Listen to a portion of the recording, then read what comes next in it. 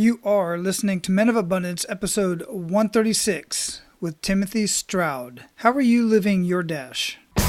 Welcome to Men of Abundance, the podcast for those looking to level up their lives by hanging out with some of the greatest leaders and established professionals in our community, living a life of integrity, honor, and the abundance mentality.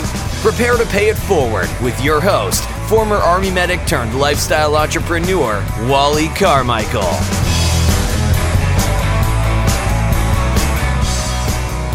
What's up, Men of Abundance? I am Wally Carmichael, your host and founder of the Men of Abundance podcast, the Pay It Forward community. Man, today we are having a conversation with one of my old Army buddies. This cat is simply amazing. He has got so much stuff going on. He's got more energy than 5 guys put together, including myself. You're absolutely going to dig this conversation. We talk about so much stuff, and Tim is going to take you to a place that you did not even know existed. I promise you that. Now, if you're brand new to Men of Abundance, this is your first episode that you're listening to, you're in for a huge treat to begin with. But I want to personally welcome you to Men of Abundance, and I would like to do that in person. I like sending videos to everybody who connects with me on social media, primarily on Facebook. I generally send it in a private message, a personal thank you for connecting. I do it on Instagram as well, but I have to say I do not get a chance to do it for every single person that connects with me on social media, because over the last 2 to 3 months, my social media connections have greatly increased. And that's a tribute of this show and all of you sharing Men of Abundance. In either case, I look forward to connecting with you and getting to know you a little bit more. And if there's anything I can do, just let me know. That being said, make sure you share this episode. Make sure you share... I can't even talk. Make sure you share menofabundance.com and anything else Men of Abundance with others in your network, because if you're enjoying this, others will too.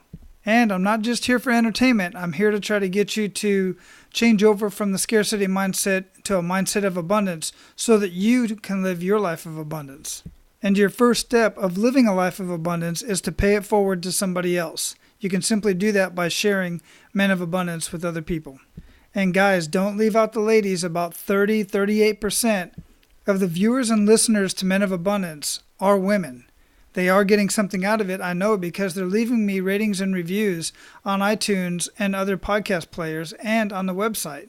And I greatly appreciate that, because by you leaving a rating and review, that's pushing Men of Abundance up higher in the search engines, so more more people can find Men of Abundance when they're searching for anything to do with scarcity mindset, abundance mindset, positive mindset, living a life of abundance, living an amazing life, or men's groups. And I love reading those ratings and reviews. As a matter of fact, I haven't checked today if there are any new ratings and reviews. So let me go check that real quick. I'll be right back. All right, I'm back, and I am happy to say that there is another rating and review that I can read to you right now. It's a 5-star review.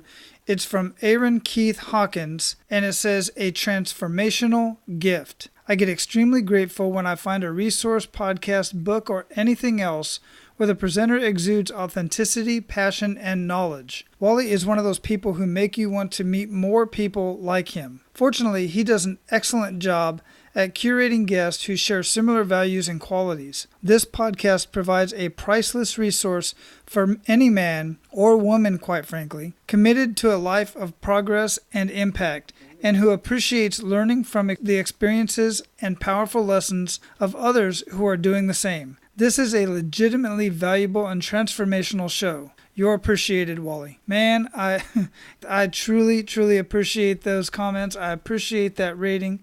And man, that just makes my day right there. Thanks a lot. And for those of you who want to leave a rating and review, I would love to read your rating for my personal reasons. I love the feedback. It just lets me know that somebody's out there actually listening, and I will read it here on the show as well. So you can leave your rating and review by simply going to menofabundance.com/136 of this show, and right underneath the podcast player, there's an iTunes button, a leave a review button. Clamor it. You can download it. You can listen on Stitcher and subscribe on any of the Android apps. That way you don't miss a single episode.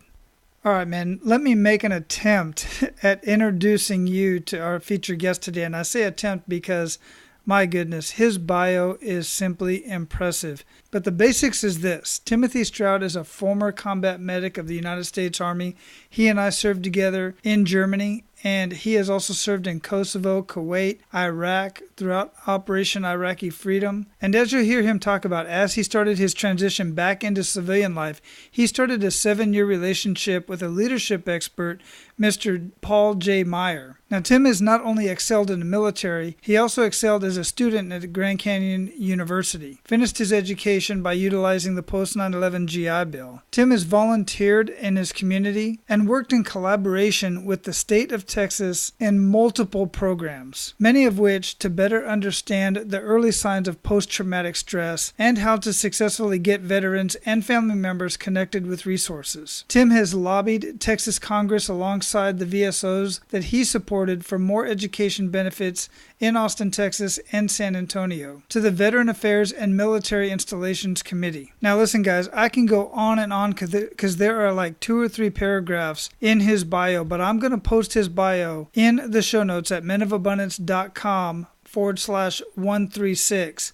I'm telling you, you're going to want to go read this bio and see all of this stuff. It's going to wear you out. I don't know how he finds the time, but I'm glad that he found the time to be here with us today. Men of Abundance, it is my honor to introduce you to Mr. Timothy Stroud. Tim, welcome to Men of Abundance, man. How you doing?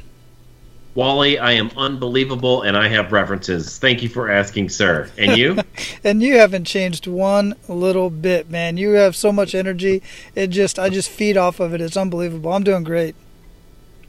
I appreciate it, man. I can't wait to connect with some of the other guys like this one as well. We need to plan a reunion and do a Germany meetup. That'd be great. We definitely do. We absolutely do. Where are you at in the world today?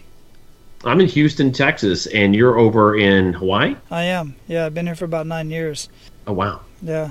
And so, goodness, man, I mean, who have you been in contact with since the, late 90s? You know what? Here's the funny thing about it. When I made the Mecca from Fort Hood down to Austin, and I started helping out veterans and decided to relocate to Houston because there's a stronger and larger veteran population here. Just as we took that oath as medics in the military to do the most good for the most people, that's what I wanted to do. So I moved over here, and I popped on Facebook. I go, who's over here that I know? Anybody? And come to find out, Nehemiah McGowan, remember him as one of the mechanics? Yes. Yeah, he lived 3 miles from where I just moved over in Houston. Amazing. Amazing. And so we connected and then just started putting the pieces together and started building from there, and stayed in touch with quite a few people via Facebook, but only about a handful of people because, the military, as soon as we're out, whoop, all 4 corners, there we go. Absolutely. Do you remember Rick Watson?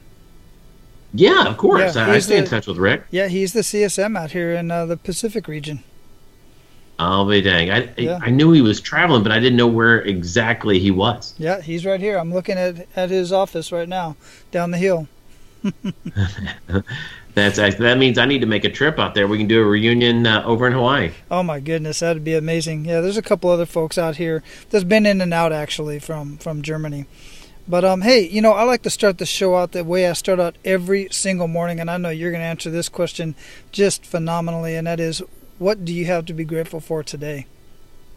I love when you had the flow sheet that you sent me, and it says an attitude of gratitude, because when I was getting out of the military, I connected with a mentor. That's Mr. Paul J. Meyer, and he connected me to tons of resources and people that were just living at a higher level. And so I'm so thankful that I had a mentor that guided me to greater decisions and a path where I didn't know where I was going to wind up because, as you mentioned earlier, I had all this energy.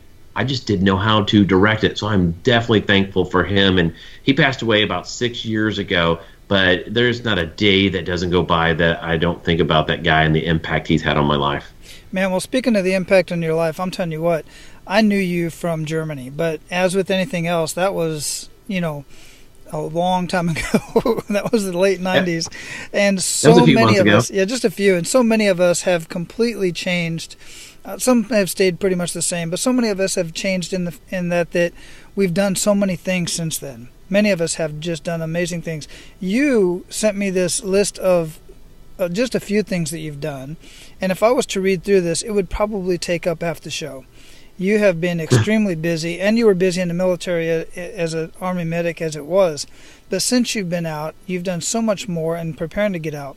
And I read through some of that stuff. I provided some of that stuff before we got started here. That's what you do. Here on Men of Abundance, we want to get to know who you are and who is the man behind the abundance. So let's get a little bit personal. Tell us a little bit more about yourself on a personal level. Well, thanks, Wally. I appreciate that. And for those that are listening, thank you for tuning in and sharing your time with us, because it is definitely our most precious resource, because once you spend it, you can't get it back.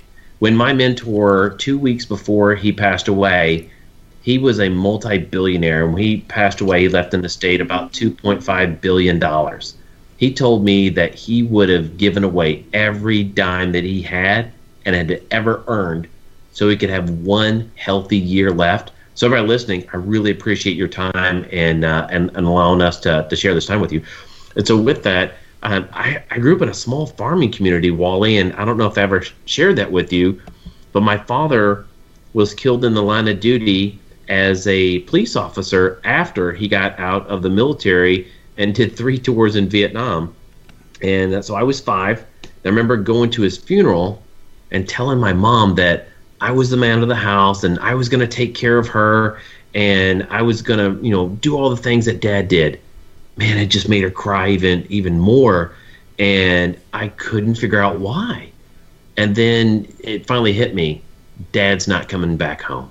And even though I'd seen him on television because he was featured on the local news, they called him a hero, and he looked so handsome in his uniform, the guy that I called Dad, I only got to spend 5 years with.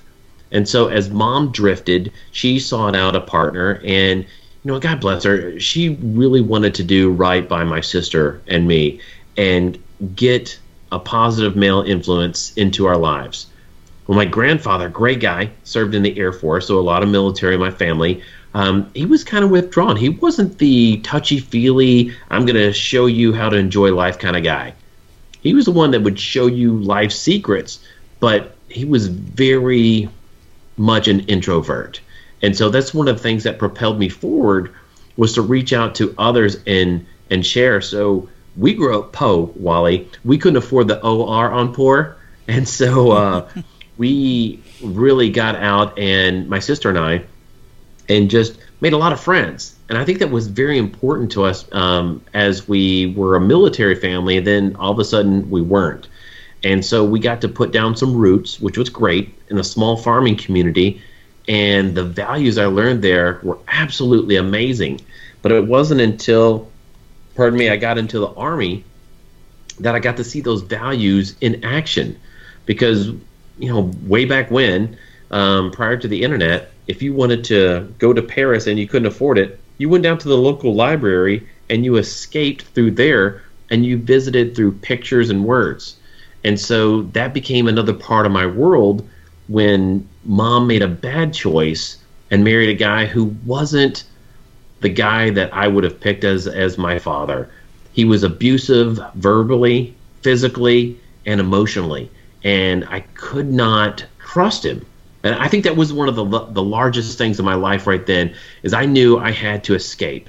For me, escapism, and it's kind of funny that Spider-Man is actually debuting today on the 7th of July, is that I read a lot of comic books, and Spider-Man was one of my favorites. Here he was a high school guy. He had all this power. I had a lot of energy. He didn't know what to do with it. And he had just recently lost somebody in his life. And so there was a bridge there. I could equate my life to his. And so I watched a lot of Three Stooges, and I worked a lot and read books.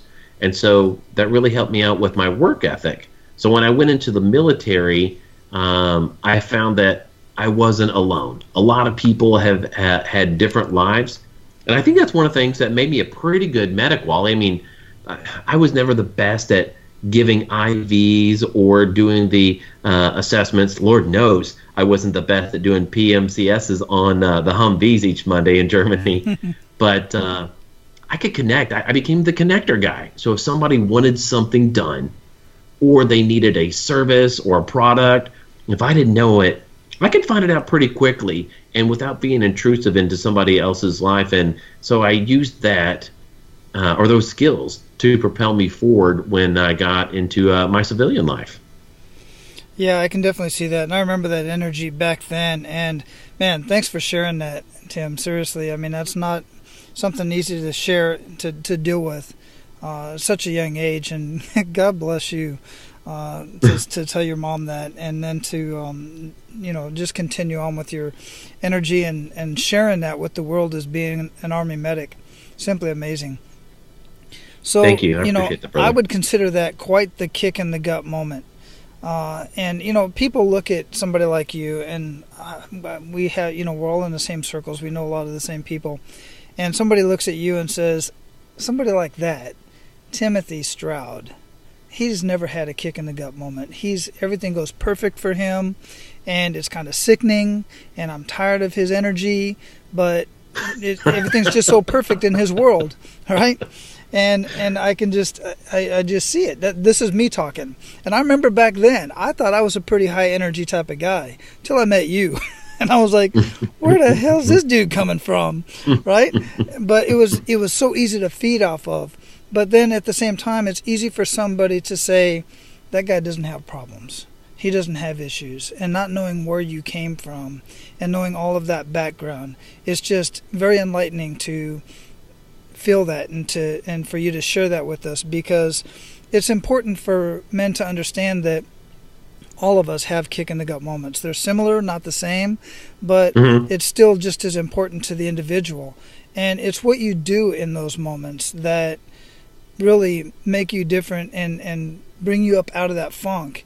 So other than, just being who you are and growing up and realizing that, what was it that even during the time when you had your stepdad, if you will, that was so abusive, what was it about you that made you lift yourself up out of that?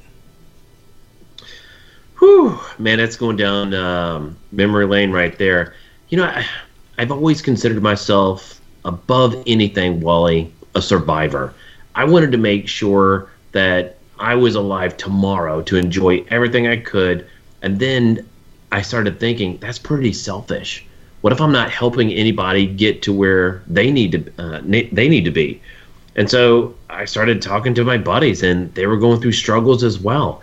And so when my stepfather would physically abuse me or my mother, I took a stand. It got to a point where I didn't want that to where somebody could oppress us and make us a prisoner in our own home or our own minds. And so I took steps to get out of that situation. It took a while, but actually did that one.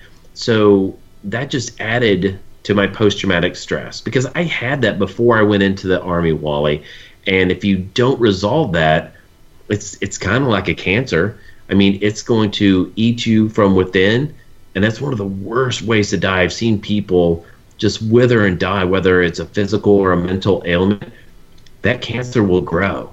And so you have to address it. And so that's one of the things I did when I got out of the military, is that I talked to people. I was one of the first peer-to-peer support facilitators in the state of Texas, because when I got out, I was stop-lost. And so I wasn't supposed to go to Iraq. My contract was up. I was less than 40 days out, and I had 35 days worth of terminal leave. And so I was in a 5-day window. Well, war happened, and I went.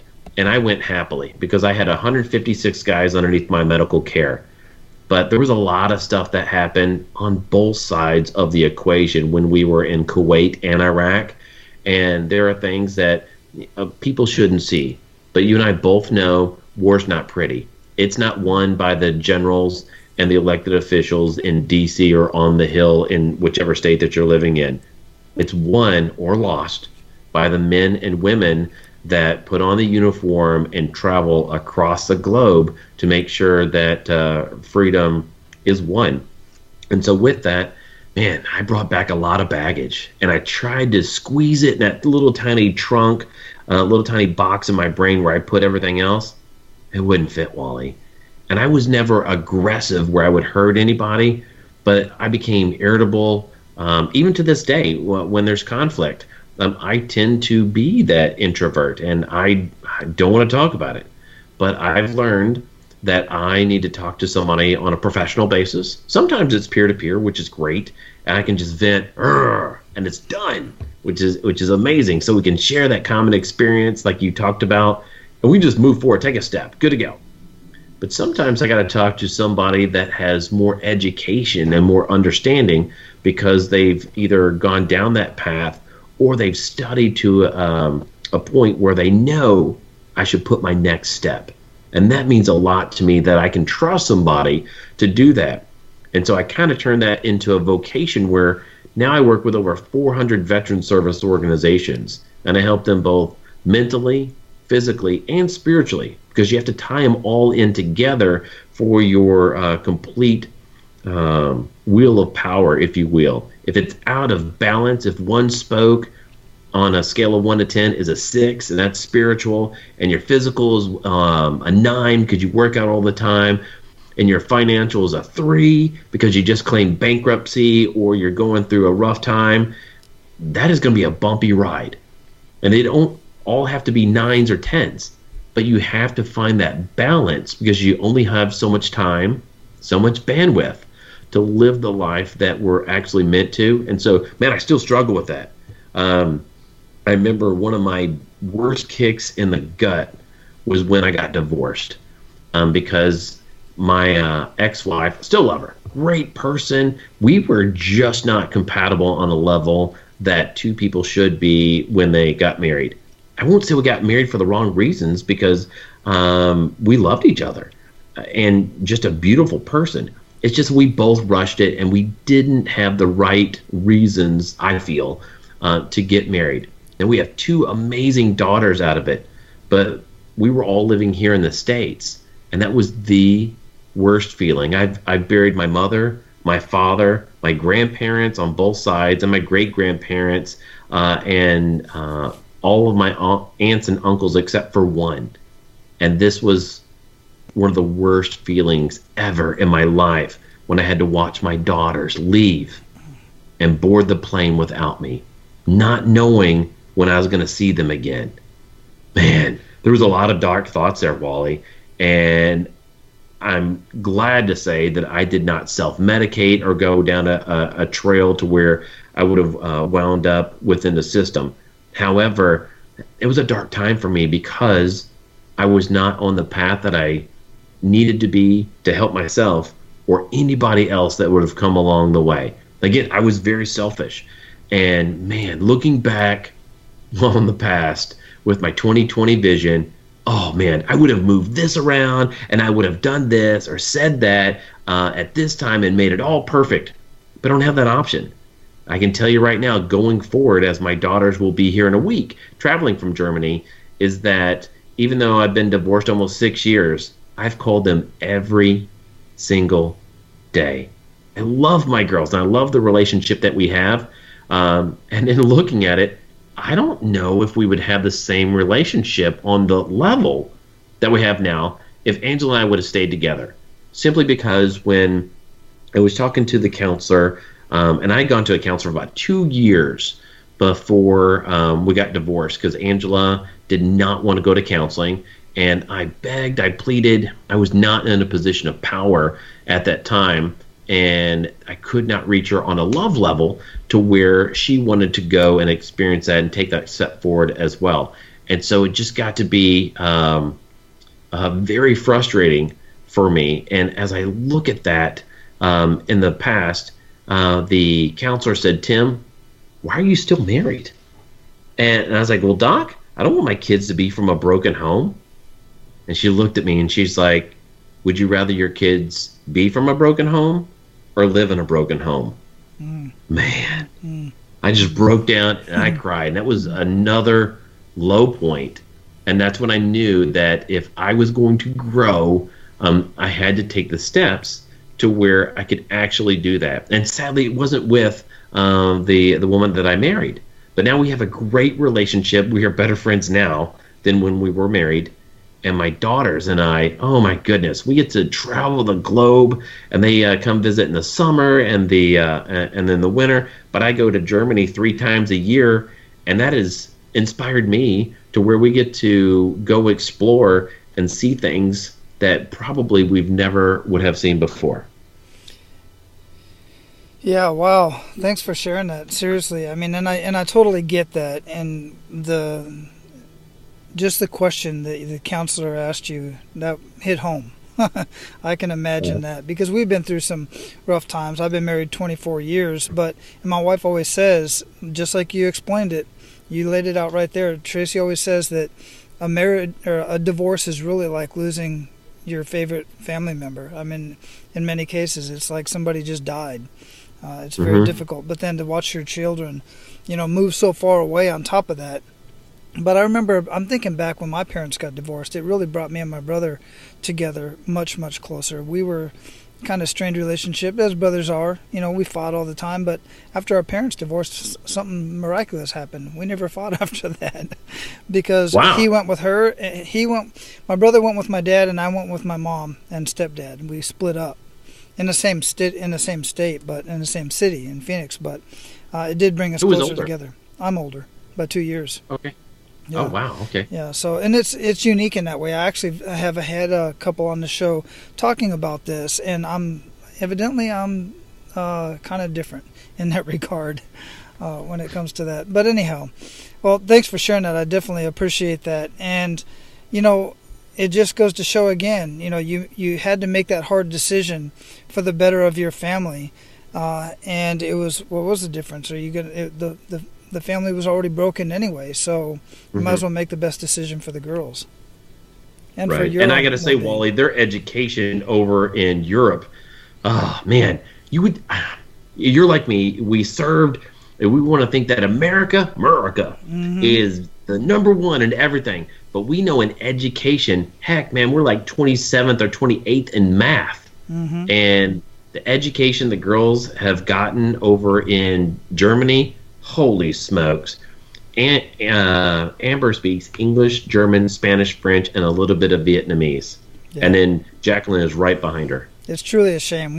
America is truly missing the boat when it comes to education. And personally, I just call it arrogance. I just think that I've traveled the world as you have, and I see how Americans act in other cultures and other countries, and it's like, what do you mean you don't speak English? What do you mean do you not understand what I'm saying? I'm like, dude, you're not in America no more, man. They probably do speak English, but they're not going to speak English to you because you're an ass. You know what I'm saying? It's just the way I see it, because the arrogance that we just think everybody should conform to our way of life, and it's just not the case. When you travel to experience other ways of life. I do anyway. Right there. And I agree with you. Our education system, it needs a lot of work, and it has for many years. We're not in the industrial age anymore, America. Yeah, have you seen the TED Talk with Sir Ken Robinson? I have not seen that one. I watch a lot of TED Talks and listen to a lot of TED Talks about education specifically, but I have not heard that one. Yeah, you'll want to watch that one and circle back. It's a great program, and it's one of the most watched TED Talks. I had the unique opportunity to actually hire him, and we flew him to Central Texas. We teamed up with all of the chambers of commerce within the area, and we got 5 or 6 of them. Everybody ponied up a little bit of money, and we had him come in and educate us on why we needed to change and how our archaic system needed to advance and improve. Otherwise, we are going to be left behind. Mm-hmm. It was a great program. I'm definitely going to check that out. And I will also, for the benefit of you guys out there listening, I'll have that linked up in the show notes at menofabundance.com. Just search Tim in the search menu and it'll pop right up. But yeah, I definitely love watching stuff like that, and I'll definitely take a look at that and have it linked up in the show notes. So speaking of that, you do a lot of amazing things. I saw you the other day standing outside the Houston VA Beautiful, beautiful facility. You're talking about the parking area, how they put PV panels up there, and the employees are parking. Just amazing things. And I'm part of the VA system now. And out here in Hawaii, I really don't have to go that often, but I haven't had a really bad experience. But one of my neighbors who's got ALS he was telling me stories this weekend while we was out on the beach this weekend, as we usually are. He's just telling me horror stories. Him and his wife are telling me horror stories about various VAs, but then beautiful, amazing stories about other VAs in other parts of the nation. And it's just not consistent across the board. But you're doing really, really good things for veterans in general, and working quite a bit with the VA. Can you talk a little bit about that in your experience? Yeah, absolutely, Wally. And you know what? It actually stemmed from our time of when we were in Germany, of just banding together and wanting to uplift each other for while we're in deployment. Remember when we had the Army Wall of Fame when we were in Kosovo? Oh, absolutely. Man, that was a blast. So the project, for everyone listening, was that we were tired of listening to the Michael Moores of the world telling us how horrible we were for serving in the military, why we should not be deployed, even on the missions, which was a peacekeeping mission, because we went in after K4. That, man, it just got disheartening. And when you get guys with a mouthpiece like that, sometimes it brings us down. And I was like, there's got to be Hollywood types and professional athletes that support us. So I started reaching out, and using the free mail system that we had while we were deployed, was able to send out hundreds of letters beginning, and it actually turned into thousands. And people started writing back. Everybody from George Bush, the Hugh Hefner, who actually served in the United States Army at Camp Hood at Fort Hood when it was Camp Hood. He served from 1946 to 1948 as an infantry clerk. Dave Thomas, the founder of Wendy's, and tons of supporters. We built this wall from actors and actresses and athletes and motivational and elected people, and everybody would come in our talk just to look to see which pictures were up this week. So it was an amazing time, and it motivated me to do more. We actually built one of those at Fort Hood, and I have it on permanent display there. But that was only one part of it. I wanted to find resources that veterans could actually use when they got out.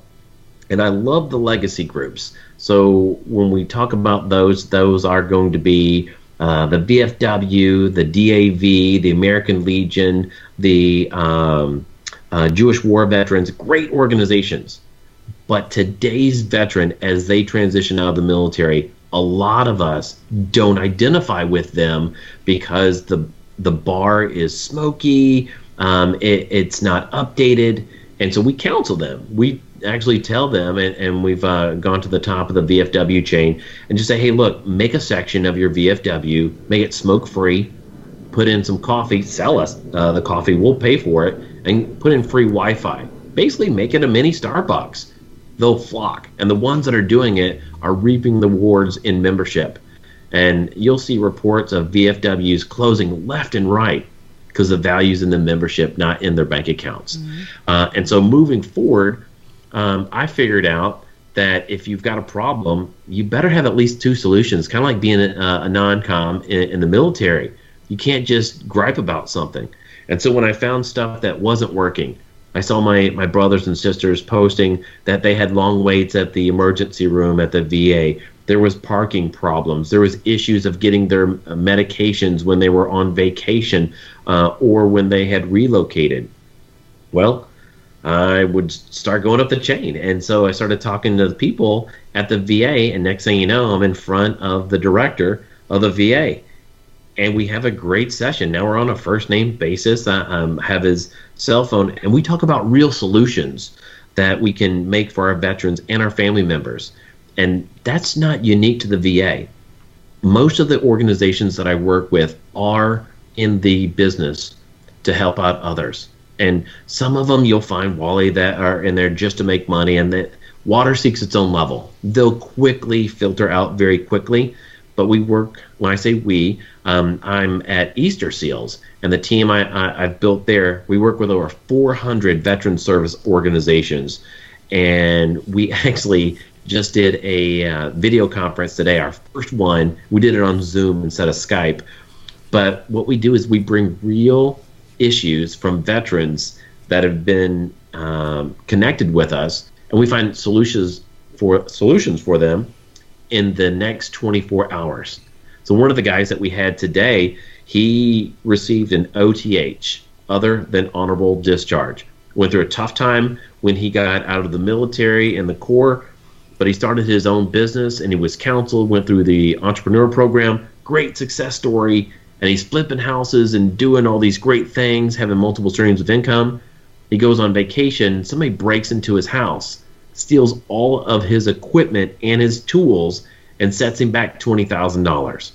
Within 24 hours, we got this guy and his 18-month-old son housing, food, clothing, and got him lined up for another job because he couldn't do what he was currently doing because he lost $20,000 worth of tools. And so that's a great success story, as we know. The problem to that is that there seems to be a lack of fluid access to care that is already out there. I mean, it's no longer 1972 and we're getting back from deployments and people are spitting on us. It's a sexy time to be a veteran right now. And there's tons of resources. We just got to make sure that the veteran and the family members know where they can find them. And one of the organizations that I'm working with is United Way. They're getting ready to kickstart this month one of their huge programs. And I'll definitely follow up with you, Wally, and give you all that information so your veteran and your military listeners will have those resources. They're going to have a paradigm shift of the way that we access healthcare outside of the VA. Now, we'll also add in the VA resources because when you talk to the people who actually work at the VA and love their jobs, man, you can tell how passionate they are. It's just that that system has gotten so large and so many people have not connected with the resources they need. They've gotten a bad name. And so coming down the pike, there will be some resources outside of the VA. Legislation has already been drafted, and so when it comes through, you'll have access to healthcare outside of the VA, because currently they run two different programs. I think it's called Target 30 and Target 40, if I'm not mistaken, Wally, and it simply states that if you live more than 40 miles from a VA, you can go to another resource and get that medical care that you need, and the VA will pay for it. Then also, if you need a resource at the VA and you live within the allotted miles around, but it's going to take you more than 30 days to receive that care, you also can seek outward help. And so what they're going to do is connect with other providers that can give you the resources that you need. Like right now, the VA in Houston, they're very open. They are short on trained psychiatrists. Well, that's what we have, and we specialize in the mental health arena with Goodwill. There's also Give an Hour and tons of resources. And so through United Way, we're going to put those resources all on one site. So not only regionally, statewide, but nationally, people are going to be able to get those resources. Because if you ever decide to move away from Hawaii and you come over to the Lone Star State, you may be lost in the sauce, Wally. You're going to be trying to figure out where the resources are that you had on the island, and it's pretty finite over there. If you don't have it on this island, you better hope it's on the next island, right? Yeah, absolutely. And to lay it down, Texas is one of the best states for veterans.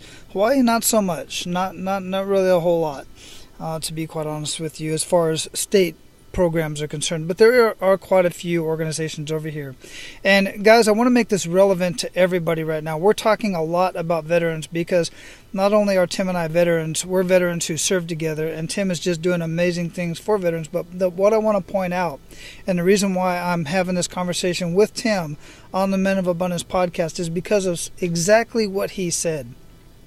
He saw, even when, and to make it clear, I wasn't in Kosovo. I didn't move forward to Kosovo. I was in Albania with everybody, but then when I PCS'd before we moved into Kosovo, I had to come back and let you guys go on and play that game, go into the Super Bowl on that one. But even back then, and as long as I've known Tim, he's always been that guy that sees a problem and, like he said, finds 2 solutions to it or more.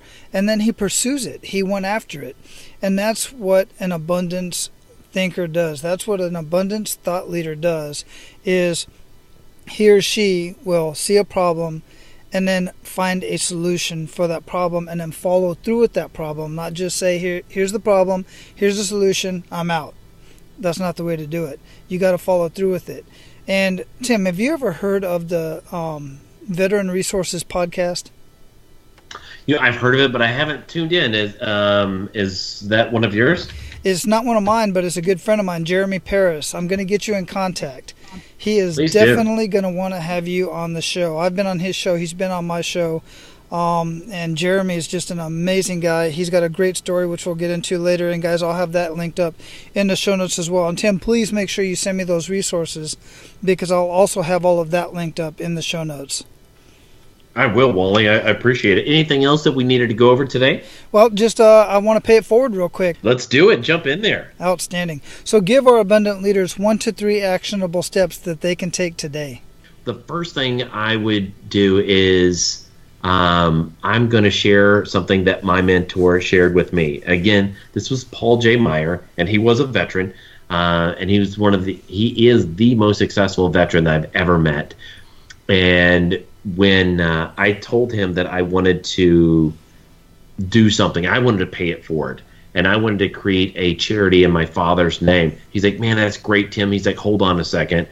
I need to find something on the calendar. And I said, okay. And so he pulls out his calendar, and he had 13 people on staff at his home office. And so we're sitting there, and one of the ladies walks by. She starts smiling really big. I'm like, uh-oh, something's going on. One of the other ladies walked by. She starts giggling. And I said, Paul, what's going on? He's like, hey, Tim, focus. I need you to help me find this date. I go, what is it? He's like, well, I'm looking for one day. I go, what is it? Is it a birthday? Is it an anniversary? Special day? What's going on? He's like, I'm looking for one day. He goes through the calendar. He's like, oh, couldn't find it. I was like, Paul, what are you looking for? He's like, Tim, one day. You keep telling me one day you're going to start this organization. When is it?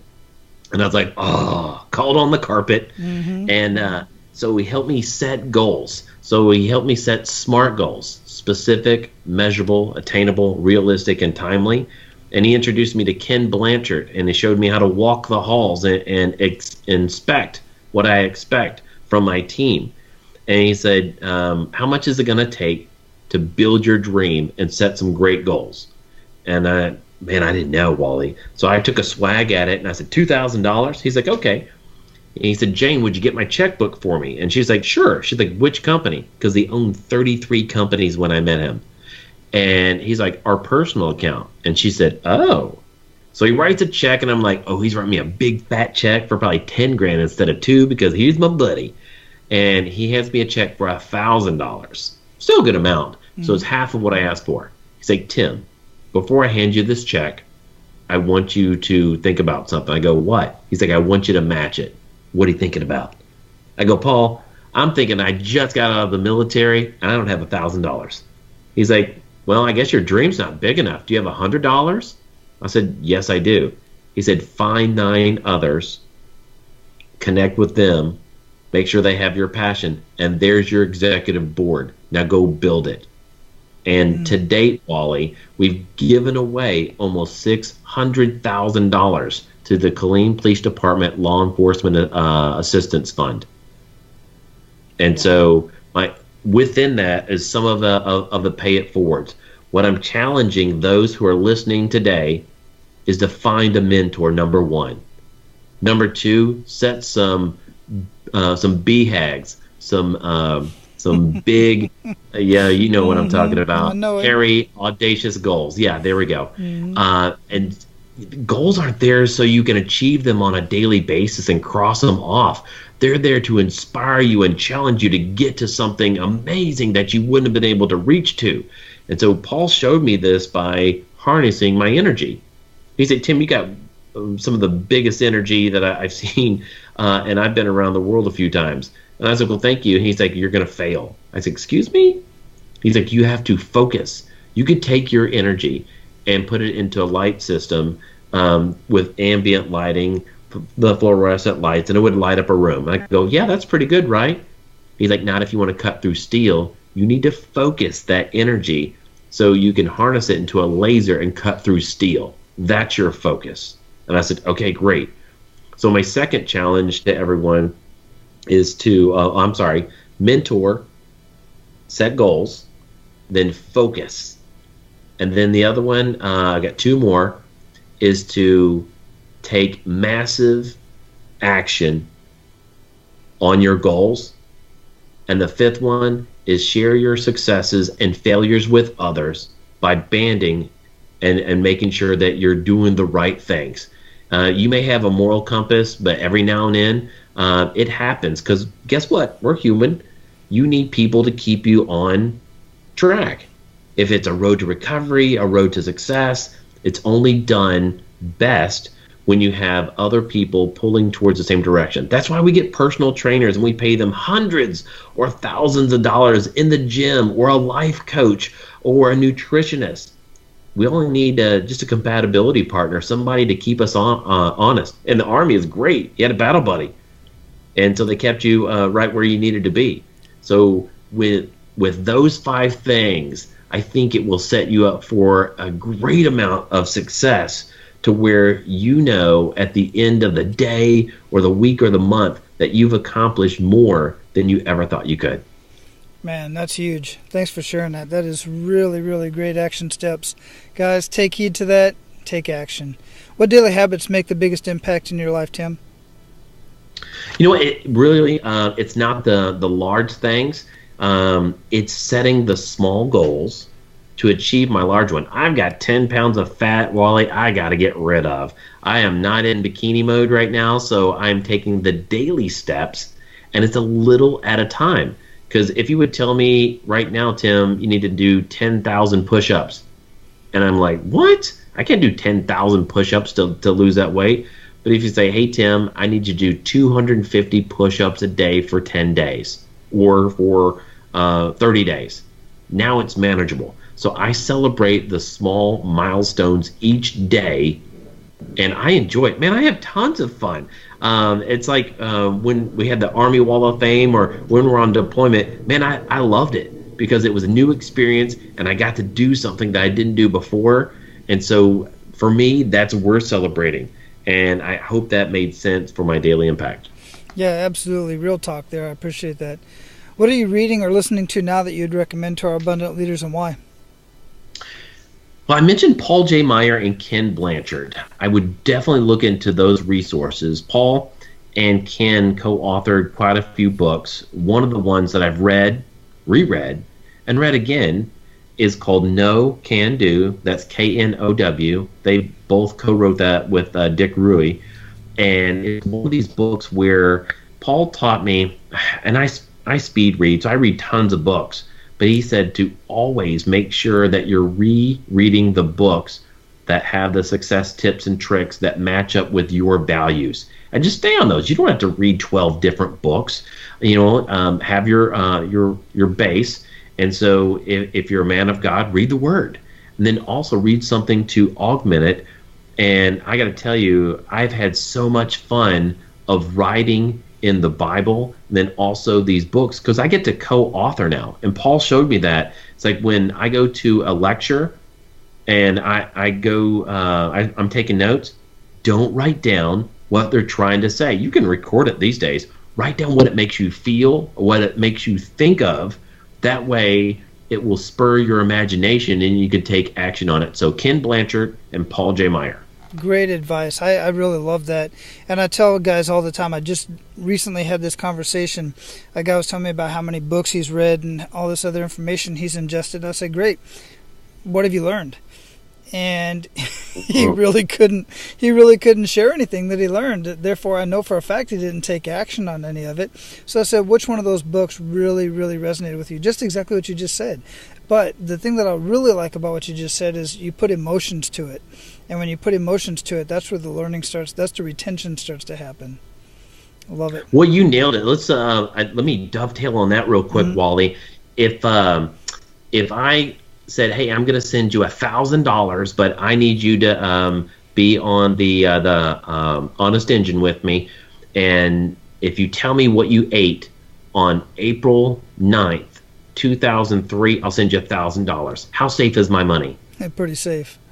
Yeah, but I can tell you with complete probity that I had a 10-ounce medium rare steak, 2 beers, a chicken quesadilla, and a slice of chocolate walnut brownie with a scoop of ice cream and chocolate on top. And why is that? And the reason I remember that because that was my birthday and the day before we deployed to Iraq. And so you got to have it as vivid as you can in your imagination so you'll remember it.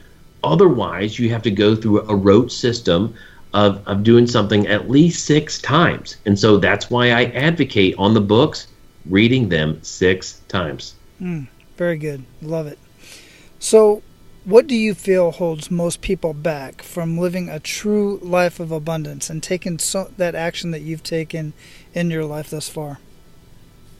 I can tell you, resonating in my mind is only one word that holds people back, and that's fear. It's either fear of failure, fear of success, of being alone, and so whatever they're scared of. And it's amazing. It will cripple people. It will put them in a place where they were in abundance of scarcity. And that's exactly opposite of what we were created for. I believe that fear is the opposite of love. And so if you embrace that love that you get it when you watch a movie or you hug somebody like an old army buddy or your wife or your kids, and you just feel that and you're like, oh man, that feels so great. I mean, that's what we're here for. And that's living with abundance. That and being good stewards of the time that we're given.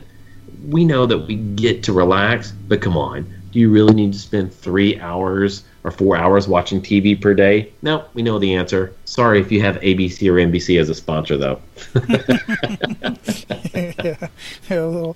Got it.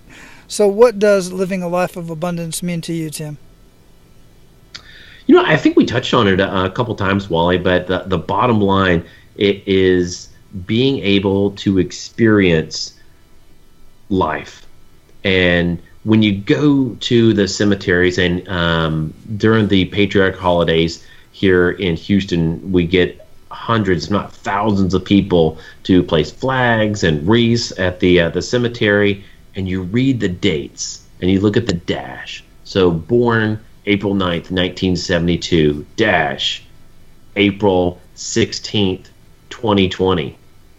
And you look at that, or I'll put it in past tense, 2016. And you look at that, and you're like, not a bad life. That was pretty good, over 40 years. But how did they live it? You look at the dash, and there's a great article written on that. How did you live your dash? Mm-hmm. It's not how many years that you've lived here above ground. How did you experience life? Did you go out? Did you travel? Did you try new things? Did you change your community? Did you change yourself? Did you experience things that you never thought you would? I can tell you right now, the military changed mine. Having a mentor did, and moving forward. Otherwise, I'd be stuck in a little tiny farming community in a position where a lot of my friends still are today and not living that life of abundance. Great answer. I've read that article, The Dash, and it's been so long now, but I'm going to see if I can find that and have that linked up in the show notes as well. That'd be really cool for guys to read. I want to reread it, as a matter of fact. So we're going to close this up, Tim. I truly appreciate your time. What did we not talk about today that you want to make sure that our abundant leaders get out of our conversation? Whew, man, I tell you what, I love staying busy, and my challenge to anyone listening out here is to find 5 people in the next month that you want to surround yourself with, because that is going to be another true metric of your success of living a life of abundance. Is reading. Pick 5 books that will change your life, and I'll list some of those for you. I've listed a couple, but find 5 people that will stretch your imagination, stretch your wonder about life, and propel you forward. Otherwise, you're never going to grow. And so I'm constantly doing that as well, of finding new people that I can experience things with in my life, whether it's politics or financial or physical or spiritual, just finding those people in our lives and, man, just keep moving forward. I'm looking forward to hearing other people's messages, so I'll be circling back and listening to those as well. Excellent. I appreciate that. The fact is, guys, you hear me say it all the time, you are the average of the 5 people that you spend the most time with, and that's either physically with them, in their books, in their courses, whatever. And if you're the smartest person in the room, you're in the wrong room. Woo! Look out. I still got it. Hey, man, it was great catching up with you. We got a lot more catching up to do, you and I, on the flip side, and that's where I'll catch you at, brother. Aloha. Thank you, brother. Aloha. All right, man, I don't feel anything else needs to be said after that conversation. Go out and live your life of abundance, and make sure to pay it forward. That's all for today, Abundance Leaders. For more about our guests and the powerful information we shared with you today, be sure to sign up for our mailing list at menofabundance.com. We appreciate your time and look forward to hanging out with you on our next episode. So until then, be sure to pay it forward and live your life of abundance.